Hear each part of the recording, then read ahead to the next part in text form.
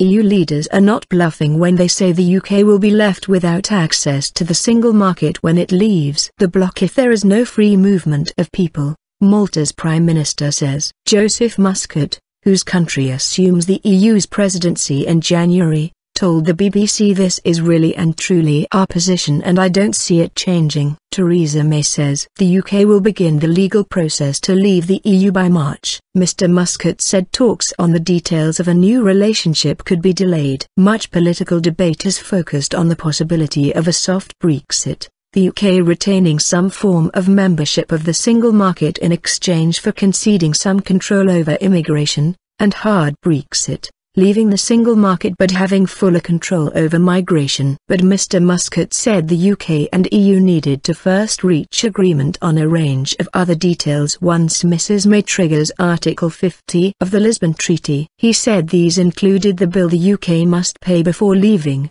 establishing what will happen to the UK Republic of Ireland border and working out interim arrangements on issues like security. Asked about a suggestion from Foreign Secretary Boris Johnson that the UK could in theory stay in single market and place limits on the freedom of movement of EU citizens, Mr Muscat told the BBC it's just not happening. He added, "All of us have been pretty clear in our approach that we want a fair deal for the UK, but that kind of fair deal can't translate itself into a superior deal. I know that there is absolutely no bluffing from the European side, at least in the Council meetings I have attended, saying we will start in this position and then we will soften up. No, this is really and truly our position." He acknowledged the talks could get complicated and amount to a bit of a catch-22. It won't be a situation when one side gains and the other side loses. We are going to lose something, but there will not be a situation when the UK has a better deal than it has today. Mr Muscat also reiterated the view that even when a final or interim deal is struck between EU leaders and Britain, the European Parliament may decide to veto it in 2019.